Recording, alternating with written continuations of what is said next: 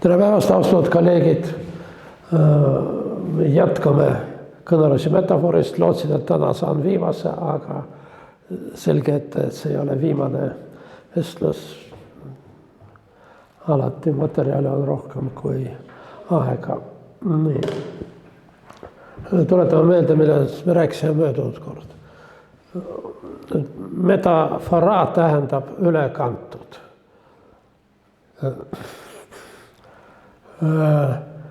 Kreekas Ateenas jaamas ma vaatasin, et seal oli metafora, aga see tähendab, et pakikandjad. See ei olnud troop. Nii. Et see on siis, kantakse üle mingisugust tunnust. Rääkisime möödunud kord Uriel Weinreichi käsitluses, et mingisugusest ühest sõnast kantakse üle osa tema tähendust teise ja siis see näiteks siin nagu mitte-elusolend hakkab käituma nagu elusolend. Aga me rääkisime, et võib olla ka vastupidi, et elusolend hakkab käituma mitte nagu elusolend. Ja me rääkisime ka sellest, et need on vastavalt siis müstilised ja maagilised metafoorid. Müstilised metafoorid räägivad konkreetsest kui abstraktsest, räägivad mitte elusolendid kui elusolendid ja ühesõnaga tõstavad seda rangi. Aga maagilised vastupidi, kui elusolendid käsitletakse kui mitte elusolendid, mitte üksnes, me rääksime, et see ei ole üksnes verbaalsed, me rääksime visuaalsetest metafooridest, kuidas. Aga ütleme elus ka, et kui see oli Michel Foucault järgi selline pööremeditsiinis, kuskil kuni keskajani, ütleme kuni uue ajani arst ravis inimest. Aga uue aja meditsiin ravib haiglust. Inimene ei ole nagu elusolend, tal on mingisugune häda ja ta ravib seda häda.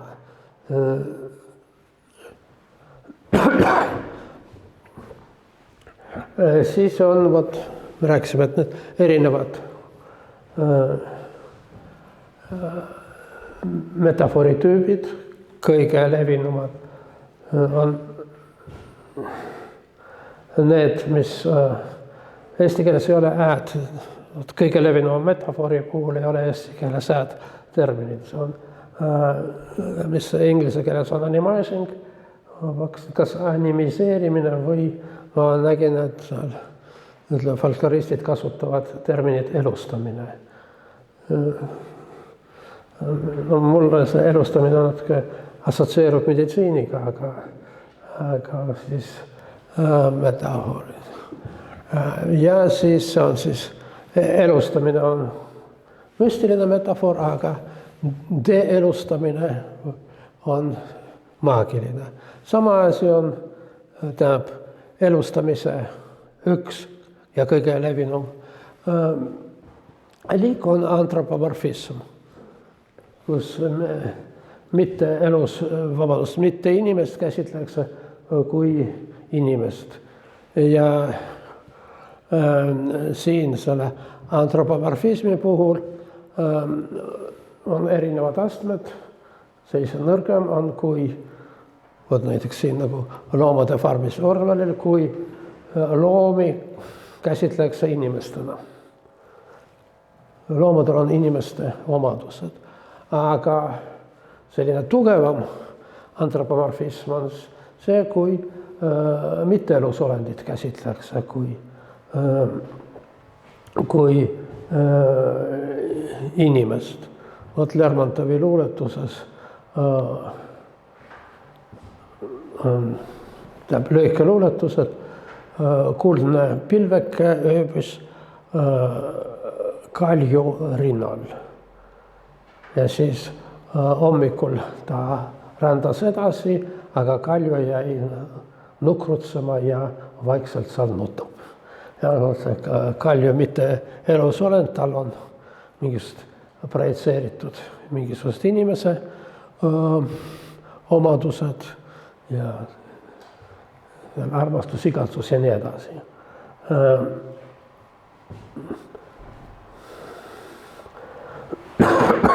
Elustamise on nagu erinevad. Seda juba Aristoteles jagas nagu erinevad asjad, mis projitseeritakse. Kas teguviis, siin minu näide on võetud Eesti folkloorist, külm tuleb sisse. Külm kui mingisugune elusolend, kellel on tahe, tuleb sisse. Meri tõustis mätta otsa või siis meri hingab, üsna levinud väljend ja siis emotsioonid. No vaat see kurb maastik ei ole nii lihtne, et miks ta kurb maastik on, sest see on, projitseeritakse inimest, kes vaatab seda, inimese tundeid, kes vaatab seda maastikut, tal on kurb ja siis ta näeb, et maastik on. Aga paju nutab on lihtsam. Ma ei tea, kas eesti keeles on selline väljend nagu nuttav paju. Vene keeles on kohe selline taimeliik, puuliik. See paju. Ta on leinav. Aga ma arvan, et see on seesama paju, seesama puu, mis vene keeles on nuttav paju. No ладно. Ja need on seotud folklooriga. Folklooris on hästi palju elustamist ja antropomorfismi või tegelikult üsna levinud variant on zoomorfism, uuduhiilis. Kuidas ta hiilis nagu kassipoja sammu. Nii, päris huvitavad metafoorilised protsessid on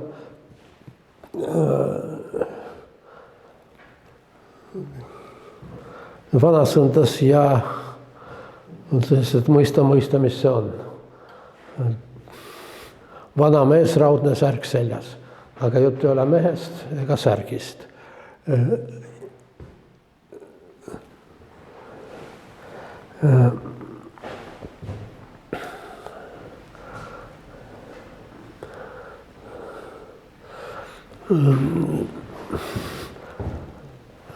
Sellest me rääkisime möödunud kord, siin on päris huvitav protsess, mis praegu enam ei toimi, aga kuskil pool sajandit tagasi Bären Essen Menschen võis olla ainult metafoorilised, sest söövad ainult inimesed, aga kui karud söövad, siis see on üsna selline julge metafoor ja tavaliselt siis on tegemist kas valmiga või mingisuguse sellise diskursusega. Vaatame kuulsat Heinrich Heine luuletust. Saksa keeles ein Fichtenbaum steht einsam ja August Sanga tõlkes. Seda on mitu inimest tõlkinud, aga August Sanga oma loetakse parimaks. Et kuusepuu seisab üksildaselt. Juba see, et seisab ja üksildaselt, see on siin, ei tea, mingisugune antropomorfism. Nii siis seal põhjas külmas kõrguses. Ja ta uinub või magab valge teki all ümbritsetud jääst ja lumest. Nii. Ta näeb unes või ta unistab, ikka näeb unes ühe palmi. Seal kaugel hommikumaal. Juba põletavas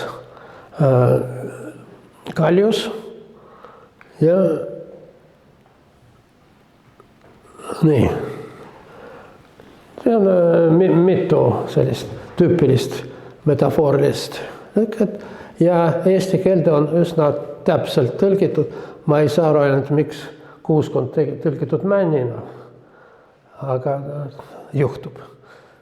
Kusjuures prosoodilist oleks täpselt samamoodi, üks kuuskond. Aga ilmselt ma saan aru, miks ta kujutas ette visuaalselt. Üks kuus mänd. No vot, selline, ütleme, botaanikaline luuletus. Üks on seal põhjas, magab ja teine seal magab. Kusjuures teine isegi ei maga, ta näeb unes seda palmi, kes on ka seal üksinda ja seal vaikselt nukrutseb. Jah. Aga üks asi jäi sangal välja ja mida vist ei olegi võimalik eesti keeles edasi anda. Et see on armastusluuletus. Ja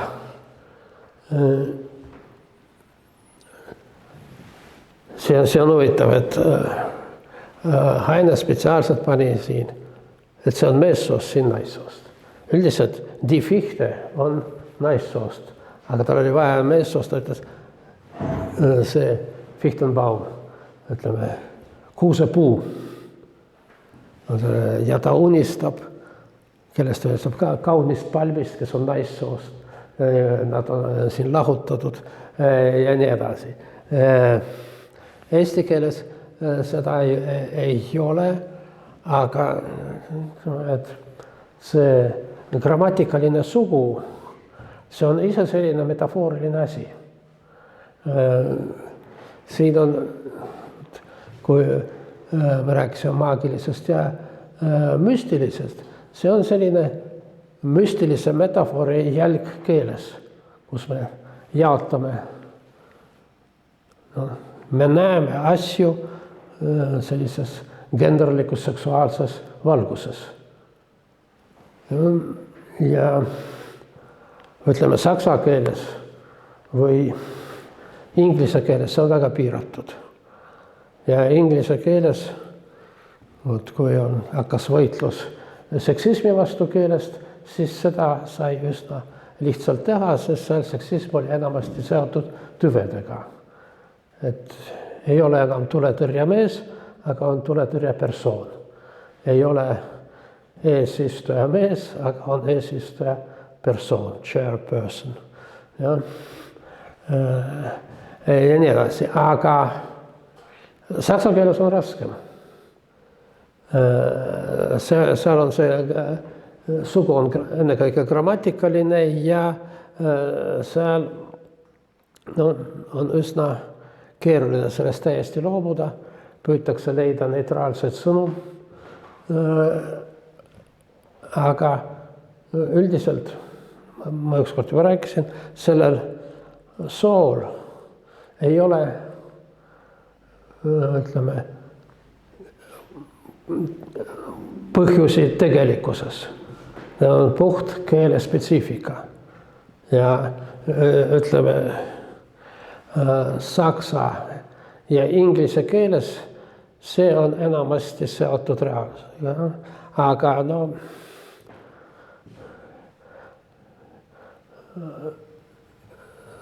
aga mõned asjad on lihtsalt nii tulnud välja, näiteks miks koer on tavaliselt hi, aga kass tavaliselt shi. Aga siis on mingisuguse professionaalse asjaga. Näiteks ükski meremees ei ütle oma laeva kohta it. See on shi. Või selles Coenide filmis Vennas, kus sa oled, seal üks demagoog räägib, et tõde, see on lihtne. Aga ta ütleb, the truth, she is simple. Ja, et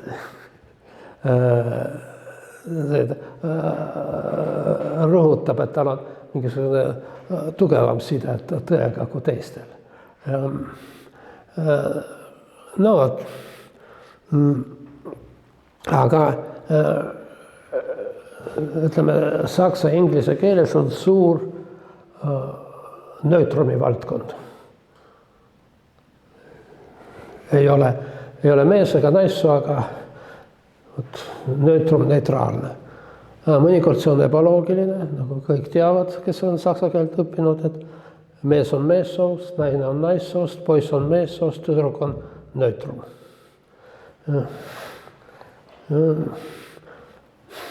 Möödunud kord me näitasime, et katseapodori süsteemis tüdrukul ei ole positiivseid omadusi, ta on minus mees ja minus täiskasvanu. Sellepärast ta on neutrum, see oli nali. Ja see kalb nali. Nii, aga vene keeles neutrumid on väga vähe.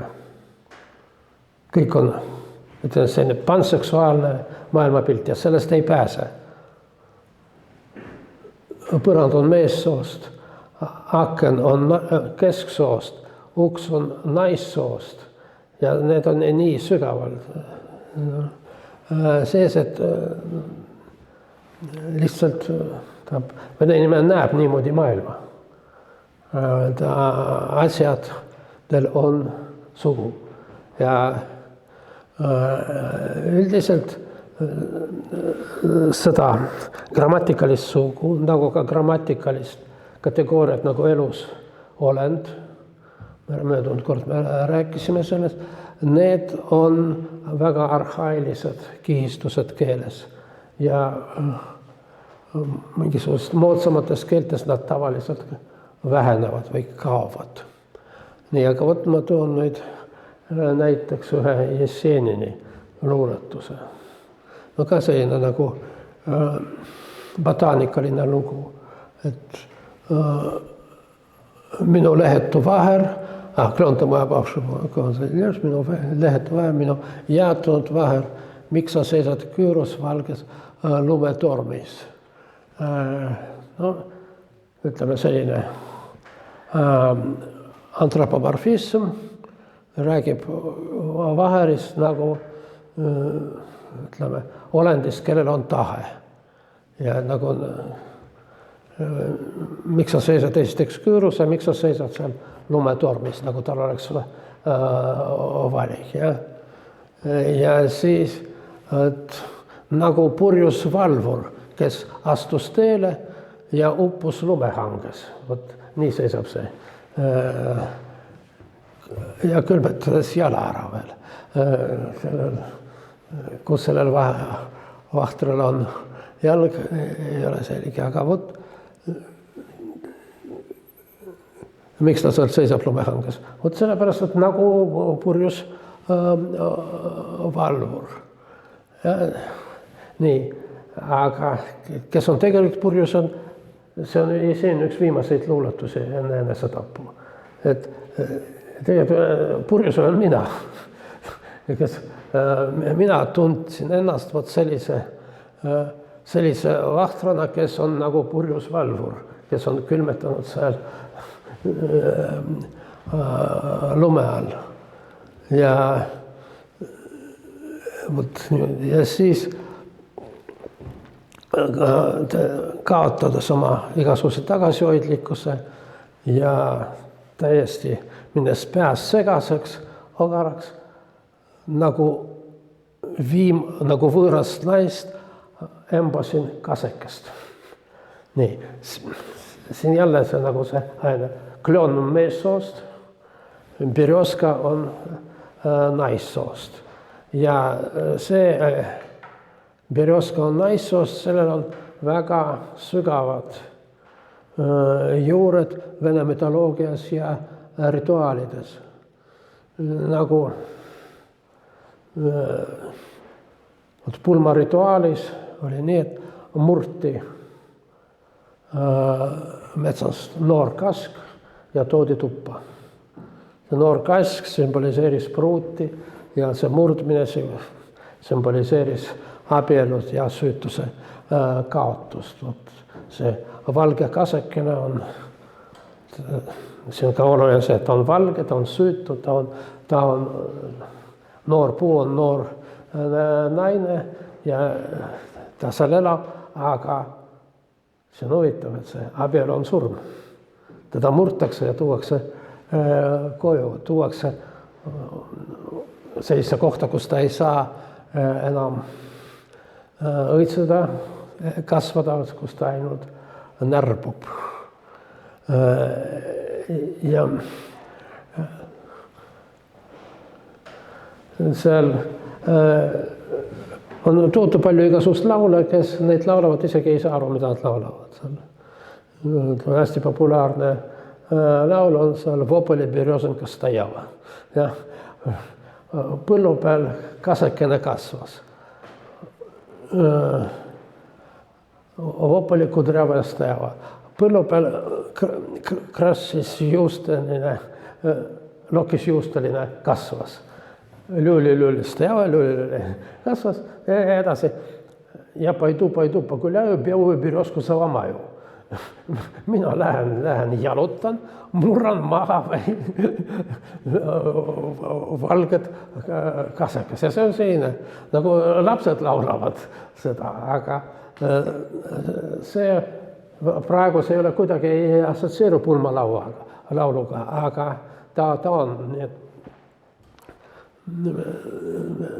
mida ma tahan siin vaikselt sisse juhatada. See on olulised teemad. Metafoori seos mütoloogiaga.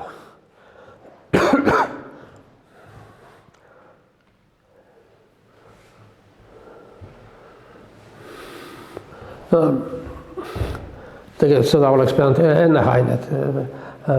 Artur Alliksaare 7 etüüdi, esimene etüüd, selle algus ütle, kas süda ei ole siis meri. Ühelt poolt nagu maagiline meri ei ole elusolend, aga teiselt poolt ta on ka müstiline, sest süda on väike, aga meri on suur. Ühelt poolt ta nagu liigub ühes suunas, teiselt poolt.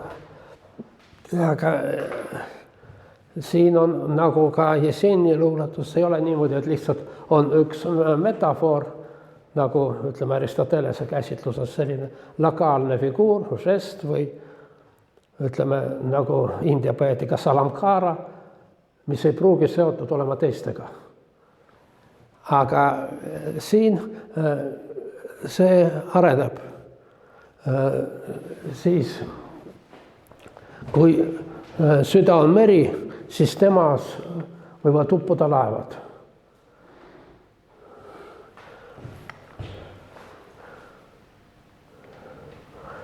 Nii, nüüd võtame uue vaatenurka. See on John Searle metafoori käsitlus. John Searle, väljapaistev Ameerika filosoof, suri mõni aasta peaaegu juba 10 aastat tagasi. Ta oli väga kuulus, aga elu lõpp tal oli häbistatud ja kurb.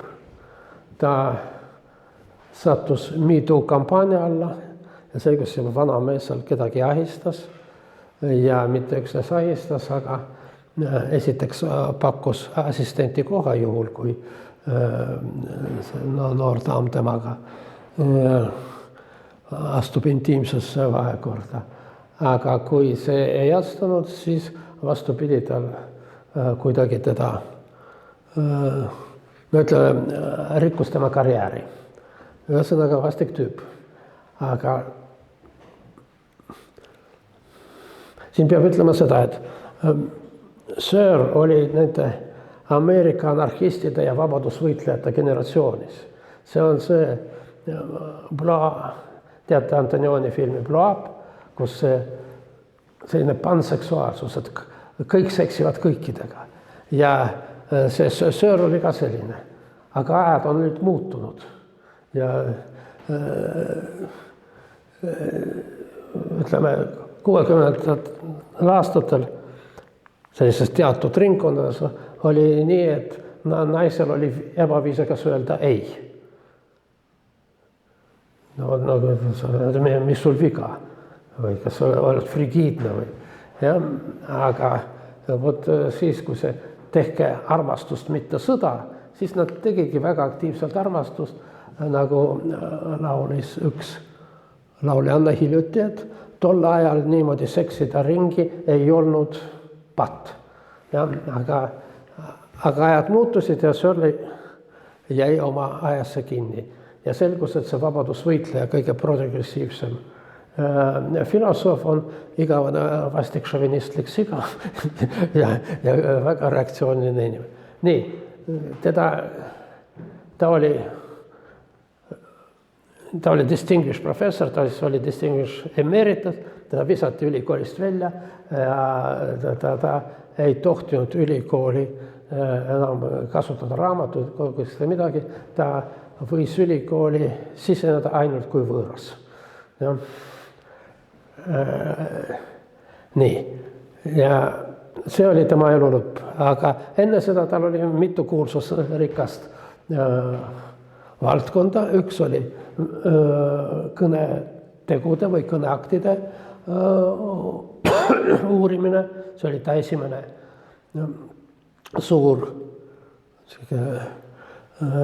edulugu 1969. aastal ilmunud 72. teine laiendatud trükk, siis tema järgmine valdkond oli intentsionaalsus ja seal on ka tal olulised teened, siis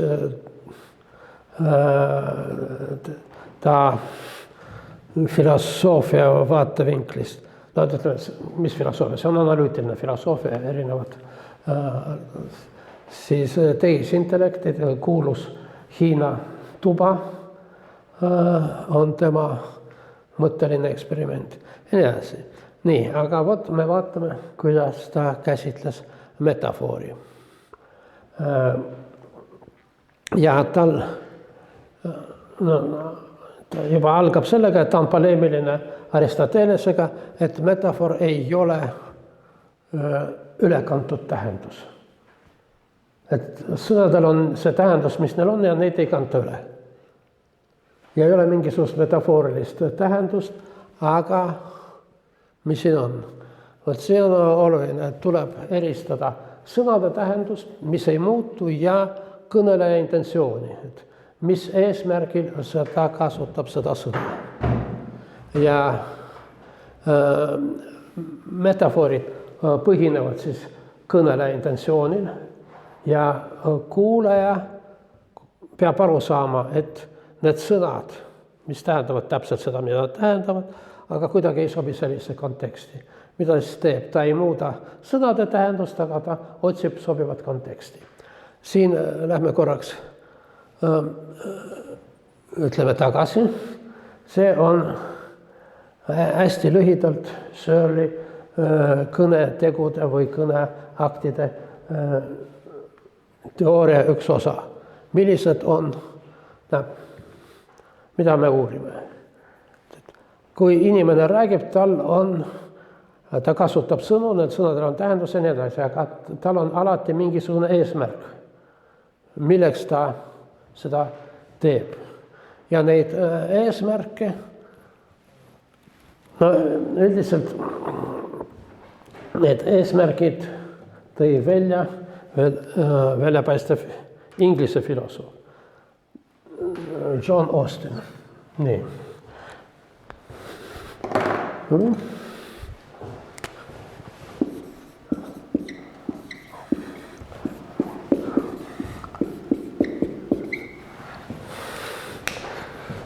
Austini raamat Kõneaktidest on ilmunud ka eesti keeles. Vot Austin oli tõesti suur filosoof. Sellest Searle populariseeris Austini kõneaktide teooriat, aga mida ta tegi? Ta tegi seda lihtsamaks ja arusaadavamaks. Austin oli Oxfordi filosoof, Searle siis Ameerika. Nii, millised on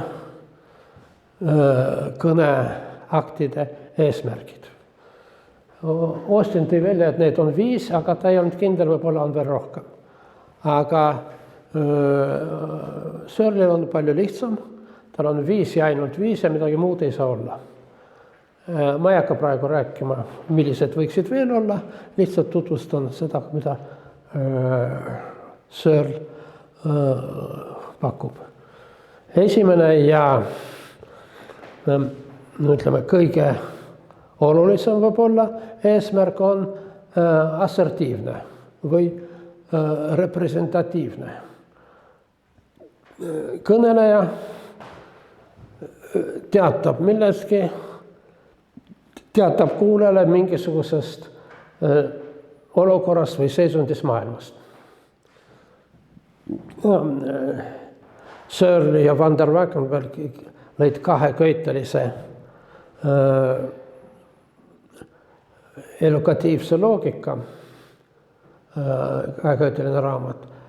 Ja see elokatiivne loogika on osa modaalsest loogikast, üsna spetsiifiline. Nii, aga ma teen seda lihtsamaks. On olemas mingisugune, kahjuks ma ei saa kirjutada, olukord maailmas, jah, ütleme V0. Ja kõneleja saadab kuulajale sõnumi, kus ta teatab sellisest olukorrast. Näiteks ütleme, et põrand on tolmune. Ja, miks ma seda ütlen, et põrand on tolmune ja ma ütlen, et põrand on tolmune. Informeerin kuulajad sellest. Direktiivid on sellised, kus kõneleja eesmärk on see, et kuulaja muudaks olukorda maailmas vastavalt sellele, kuidas ma ütlen. Põrand on tolmune, pühipõrand puhtaks. Mis on see olukord V0, et V1 põrand on tolmune, tee, et põrand oleks mitte tolmune, pühipõrand ära. Komissiivsed ütlused on nagu direktiivide peegeldus. Ma luban, et pühin põranda puhtaks. Ja? Põrand on tolmune, aga mina võtan endale kohustuse, et ma seda teen. No, ma jätan siin praegu, ma räägin väga lihtsustatud, siin on veel igasugused kõrvalparameetrid nagu siiruse põhimõte. Näiteks, kui ma ütlen direktiivse või komissiivse lause, siis nemad ei saa olla tõesed või väärad. Tõene või väär võib olla assertiivne. Ma ütlen, et põrand on tolmune, aga ta ei ole, see on väär. Aga ma ütlen, et pühipõrand ära, see ei saa olla väär. Sama asi, et ma luban, et pühin põrand ära. Aga siin on teine parameeter, on siirus. Kas ma tõesti tahan, et ta pühib? Kas ma siiralt annan seda lubadust, et pühin põranda pühtaks, aga mitte ainult, et vanemad minuga ei riidleks. Aga mul sellist kavatsust ei ole. Siis ekspressiivid on need, et on olukord maailmas. Tead, aga ma väljendan oma suhtumist sellesse. Näiteks, küll on paha, et põrand on sodine, jah. Aga kõige huvitavamad on deklaratiivid. Üldiselt me nendega eriti nad ei ole metafooriga seotud, aga siiski nad on kõige võib-olla olulisem. See on, tähendab, Austini raamat on How to do things with words. Eesti keele tõlgitud, et sõnategevuses. Mina pakkusin omal ajal kasutades how to do things with words, see on selline mitte tõlgi, seda on väga raske tõlkida, ja, kuidas teha asju sõnadega. Aga mina pakkusin, et kuidas sõnast saab asja, kasutades eesti keele spetsiifikat. Kuidas see, ja ma ütlen, et kuidas sellest midagi tuleb. Ja deklaratiivid on selles mõttes kõige kesksemad kõneteod. Need on väga erinevad. Behebitatiivid, need, mis on seotud mingisuguse käitumisega. Psih, terviseks. Mis see terviseks oli? Ja? Kas ta soovib tervist või midagi? Või siis niimoodi laiendatud kontekstis. Soovin sulle palju õnne sünnipäevaks. Ja? No, hakka siis soovima. Ei, no juba soovisin, millal? Siis kui ma ütlesin, et soovin sulle palju õnne sünnipäevaks. See sõna on juba tegu. Neid on palju. Näiteks lapsele nime panemise. Mis teevad deklaratiivid? Nad muuduvad olukorda maailmas. Juba üksnes sõnadega, mitte see, et keegi peab muutma. Tal ei ole nime.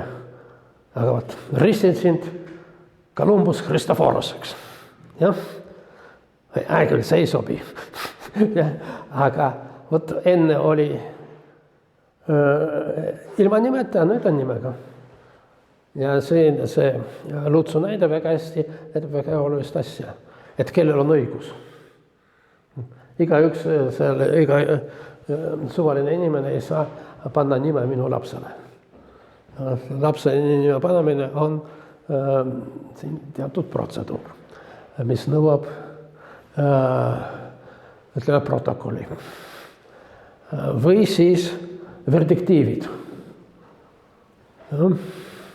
Need on kohtuotsused. Vabandust, räägin veel sellest nime panemiseks. Mitte Söör. Austin ütleb, et näiteks mina Austin, kui jalutan seal sadamas, ei saa öelda, et ma nimetan seda laeva seltsimees Staliniks. Ja? Sest tal Austinil ei ole seda õigust. Ja laeval on teine nimi. Aga laevadele nimeks, linnadele nimeks, üldse asjadele nime panemine on deklaratiivne kõne. Aga siis verdiktiivid, kohtuotsuse väljakuulutamine seal, või ükskõik mingi otsuse väljakuulutamine seal, näiteks kas või Tartu volikogus mingisugune hääletamine käik, siis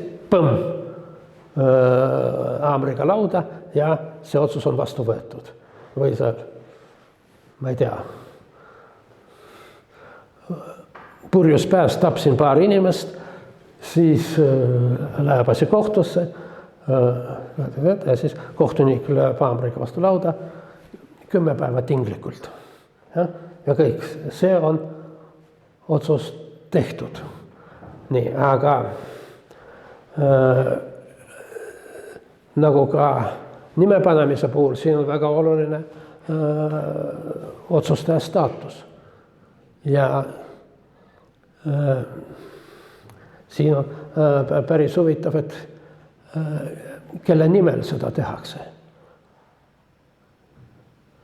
Ma ei tea, mille nimel seda tehakse Eestis. Päris hea küsimus. No ütleme seal variandid kuninga nimel, vabariigi nimel, seaduse nimel. No, mingil nimel, see ei ole mina. Mina olen ainult see, kes edastab seda sõnumit. Ja veel selleks, et rõhutada, et see ei ole mina, tavaliselt kohtunik paneb mingisugust naljakad riided selga. Paruka, ma ei tea, kas eesti keeles, Eestis mitte, aga mingit alaardal on, aga pikk parukas ja on eriti oluline see protokolli täitmine. See ei tähenda, et kohtunikul on õigus mõista kohut, kui midagi valesti. Ta peab olema selles ruumis, selles riietuses ja selles protseduuris.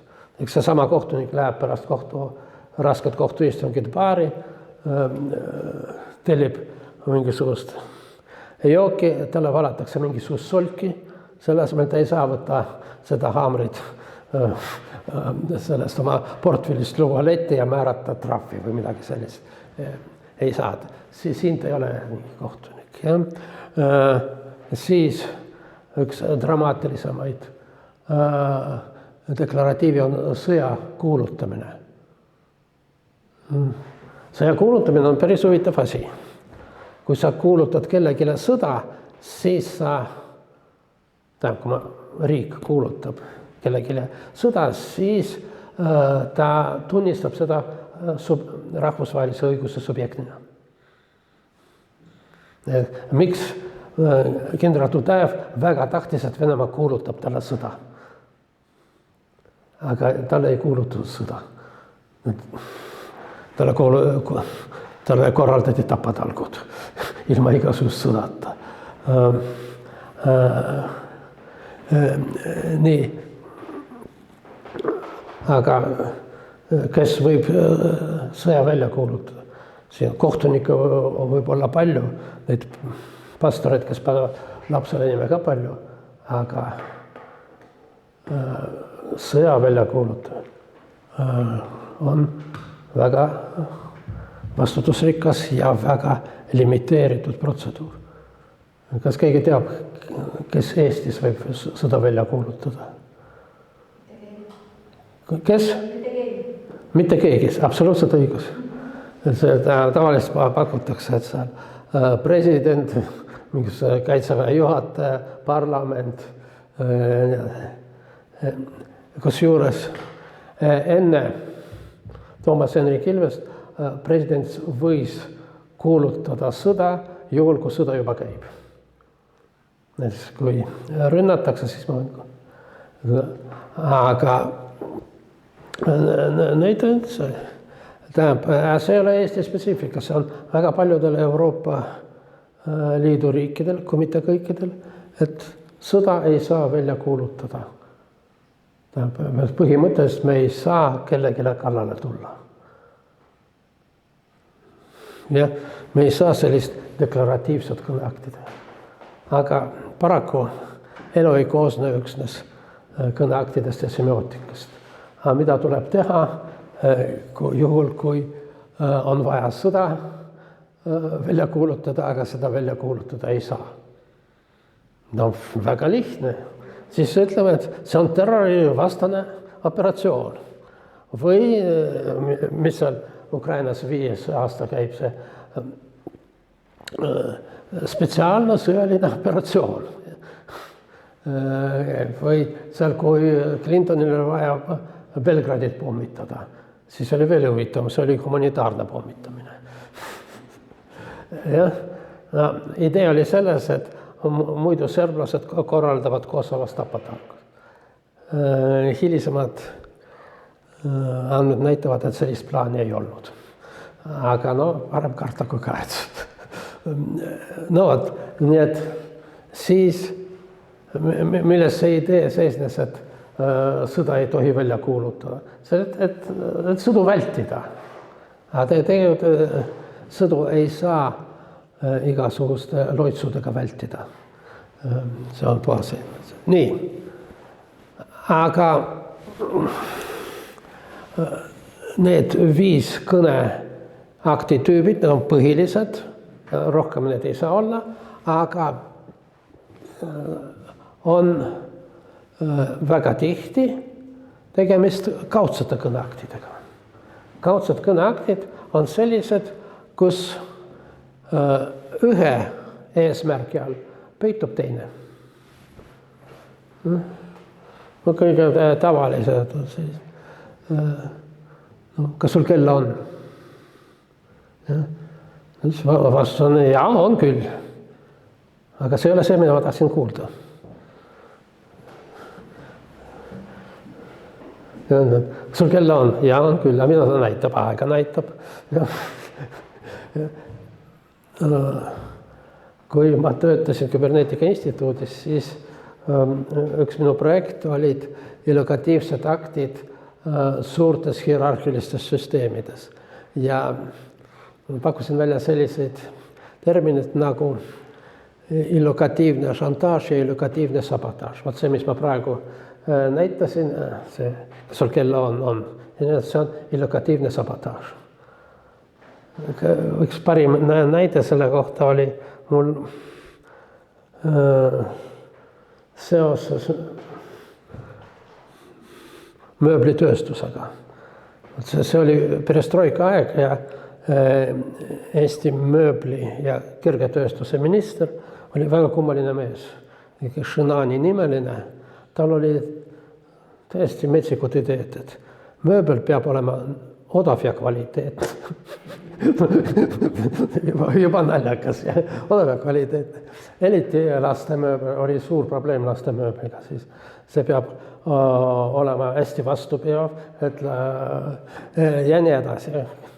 Nii, ja ta saadab sellise käsku standardile. Aga standardil, see mööbliteha, oli teised ideed. Hästi ruttu kõik toormaterjali müüa Soomele kõva valuuta eest. Ja kõik. Aga see mööbli tegemine on kahjulik. Eriti laste mööbli tegemine oli väga kahjulik äri. No vaat, aga mis siis teha? Nad ei saa mitte täita.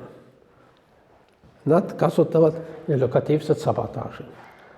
Tuleb see ministri käskkiri ja siis direktor kirjutab sinna vasaku ülemisse nurka, et võetud teadmiseks. Ja seal oli isegi oma hierarhia. Mida tähendas võetud teadmiseks? Muidugi me seda ei tee, aga kui kunagi mingisugune võimalus tuleb, siis me midagi sellelaadselt teeme. Aga seal oli teine etapp, teine veel aste. Et seal mitte võetud teadmiseks, otsustati võtta teadmiseks. Vot see tähendas mitte iialgi, mitte mingil tingimusel. Nii. See on illokatiivne sabotaaž. Ma ei saa aru selles eesmärgist. Vabandust, ega te ei saaks ulatada mulle soola. Saan küll. Aga see on läbikukkumine. Mis mul on? Ta võtab minu ütluse kui assertiivse. Ma tahan teada, kas tal on selline võimalus, et ta mulle ulatab soola. Aga tegelikult see oli direktiivne. Direktiivsel on erinevad astmed seal. Alates seal käsust ja lõpuks väga alandlikust palvest. Ja? Ma käsin sul seda põrandat ära pesta. Ma põlvili anon sind. Ja?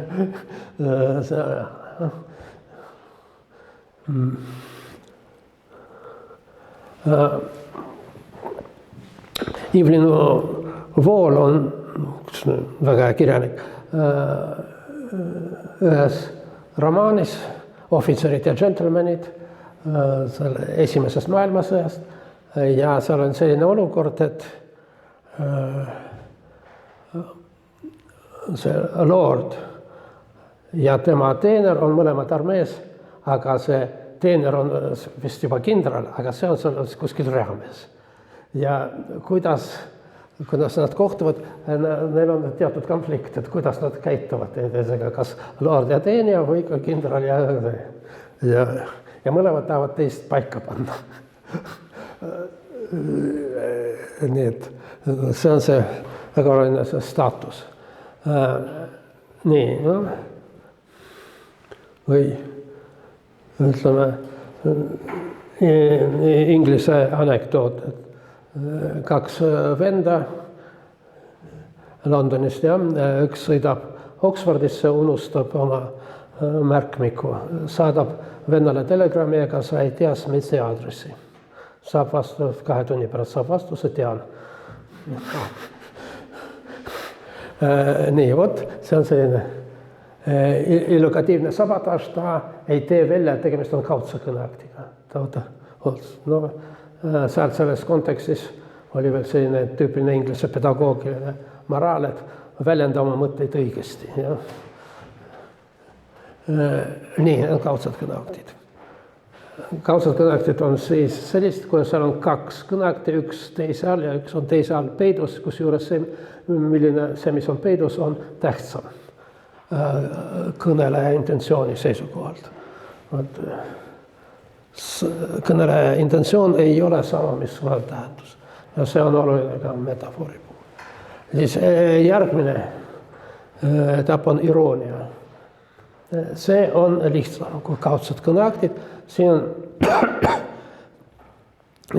kõneleja intentsioon on vastupidi sellele, mida ütlevad need sõnad tähendus. See oli näide oli, et laps seal pöördub pori sees ja ema ütleb talle, kui tubli, see emmele palju rõõmu.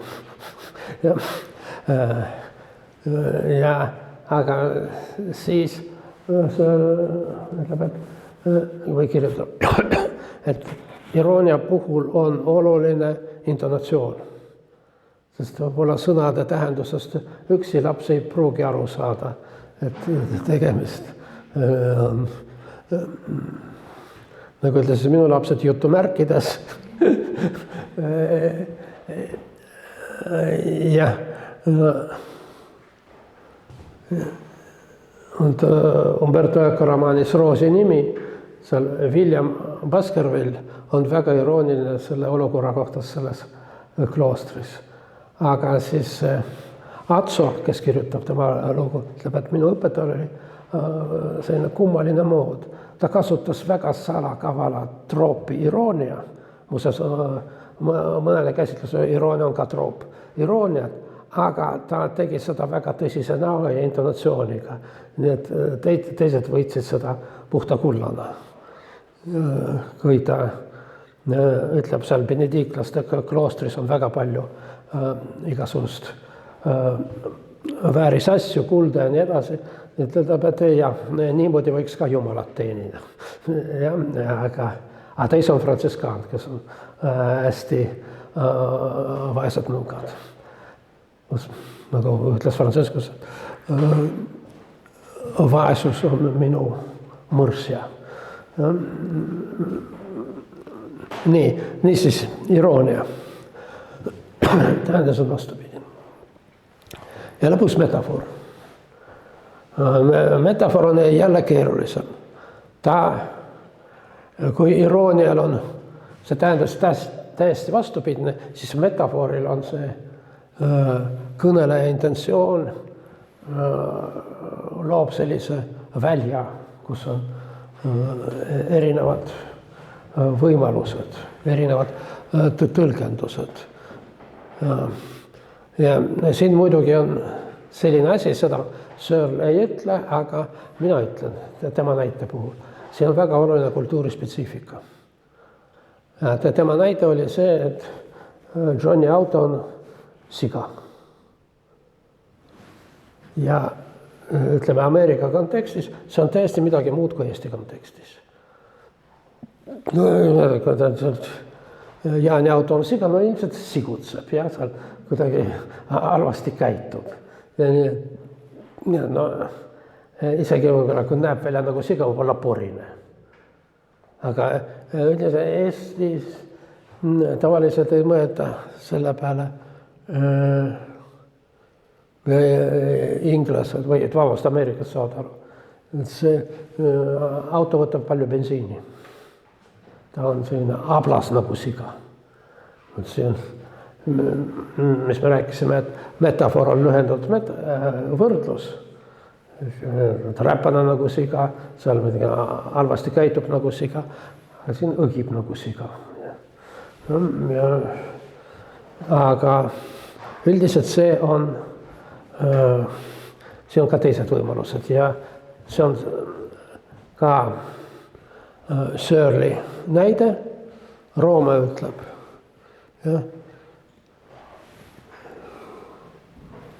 et Julia on päike. Ta ütleb, et särab nagu päike. Siin ta ütleb, et mis valgus seal paistab läbi akent. See on ida. Ja, asi on seal öeldud, aga see on ida ja Julia on päike. Et tõuse,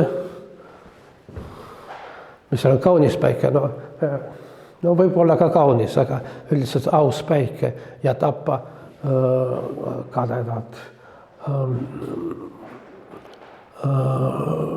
kuud ja surma kadekuu. Üsna keeruline siin olukord. Aga Julia, miks ta on päike? No, ta näeb, et seal aknas midagi helendab. No, see on selge see, et Julia ei ole see valgusallikas, aga siis ta kannab üle seda Julia. See on, mida Searle ütleb, et siin ei saa öelda, et see Julia on päike, sellepärast, et ta särab nagu päike. Või muidugi võib ka nii öelda, aga võib ta olla ta, ütleme, soojendab mu hinge nagu päike. Ja nii edasi. Siin see Julia on päike, pakub palju võimalusi.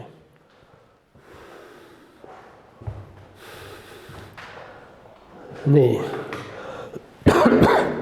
Nüüd nagu lähme, laiendame meie käsitlus ja vaata, see on täiesti ilmne ja meie paljudest näidetest juba tuli välja, et metafoorid on seotud mütoloogiaga. Õigemini võiks isegi öelda, et metafoor on redutseeritud müüt. Miks selles Julias Julia on päike, miks seal nii palju tähendusi on, sellepärast, et selle päikese kujundi taga on väga rikkalik traditsioon, erinevad mütoloogeemid. Rooma ei saa elada ilma Juliata, sest et päike ja Julia on eluallikas.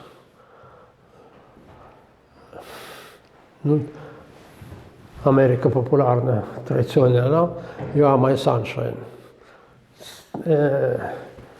See on seal Louisianas, kus elasid lisaks inglastele veel prantslased ja kreoolid ja see laul on kõigis kolmes keeltes väga populaarne olnud möödunud sajandi kuskil 30–40 aastal.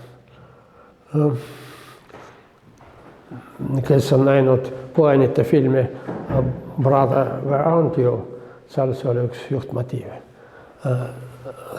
Sa oled minu päikesepaiste. Nii, need on sellised sõnad nagu taevas, maa, nende taga on suur mütoloogiliste tähenduste kihistus, mis ei pruugi olla aktuaalsed igas sõnapruugis, aga nad võivad aktualiseerida sellises kontekstis, et metafoorid tuletavad neid meelde. Ja ütleme, üsna levinud metafoorid on eluteega. Tee on üsna selline rikkalik müüt, mütoloogia teega seotud ja liikumised sellel teel, et liigu edasi oma eluteel. Või siis võitlus koletistega. Vot siin reaalne traagiline juhtum. Kuulus psühhoanalüütika Freudi õpilane, hiljem vaenlane Otto Weininger oli rahvuselt juud ja seksuaalsest orientatsioonilt ta oli homoseksuaal. Aga oma veendumusena ta oli selline äge antisemiit ja homofoob. Sest tema ideoloogia sattus vastuollu sellega, mis ta on. Vot see, mis tal on sees, on need koletised, millega ta võitles. Ja lõpuks ta neid võitis, tappis end ära.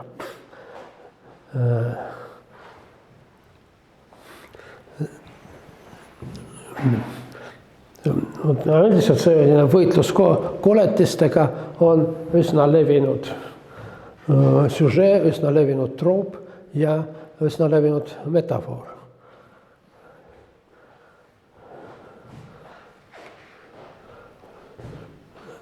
Üks Tartu ülikooli professor, ma ei hakka nimetama tema nime, ta oma suhetest kolleegidega ütles, et ta võitleb koletistega. Tal oli mitu varianti, kas ta on siis Herakles, kes võitleb selle, kes puhastab need augesse need tallid esast, mida see kateeder oli täis ja eks seal pesid koletised, kellega ta peab võitlema.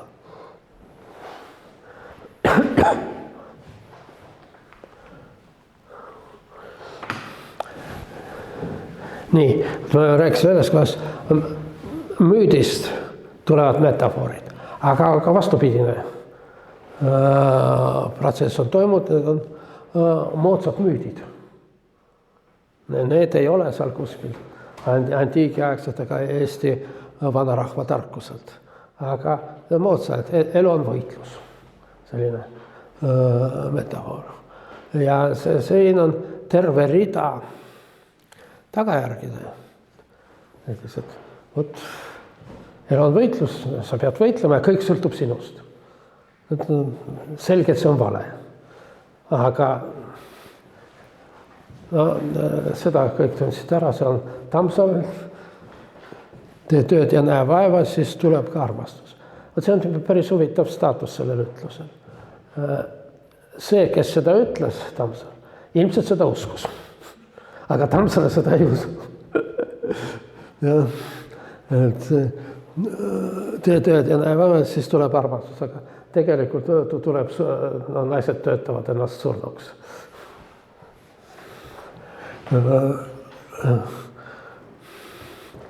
Või see on juba ameeriklikult. Miks sa ei saa hakkama? Sest piisavalt ei taha. Ja see on juba võrdlemisi viimasena, et sa pead olema nähtav. Elu on võitlus ja võitluses sa pead olema nähtav. Või nagu öeldi ühes Eesti reklaamis, kui sind ei ole siin, siis sind ei ole olemas. Või päris hea väljend on, tuleb investeerida endasse. Mida see tähendab investeerida endasse? Ei, no, mina investeeriks endasse, läheks magama. või sööks ühe hea kõhutäie ja ütleme, tuju on nii must, metafoor, ja läheks, tõmbaks nina täis, jällegi metafoor, ja ei, tõmbaks nina täis on juba pigem niimoodi ma investeerin endasse. Ja siis elu on võitlus, aga elu on ka teekond ja tuleb jõuda tippu ja see karjääriredel. seda toetab, kuidas tipu said jõuda, sa ronid mööda karjääri, aga vot ära jää maha. Või püsi konkurentsis. Sa eriti ei jõua tippu, aga no vähemalt ära jää maha. Või siis inimesi jaotakse võitjatakse ja kaotakse, tegijad ja luuserid. No, see on viimaste aastakümnete asi. Aga no, mida need metafoorid teevad? Nad aitavad meil kategoriseerida maailma. No, see on tegijamees.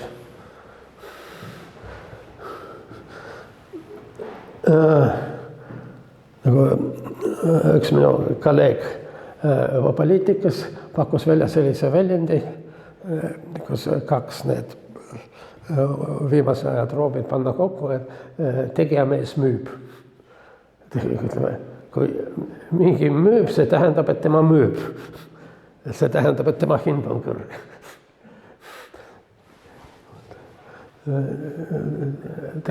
See müüb.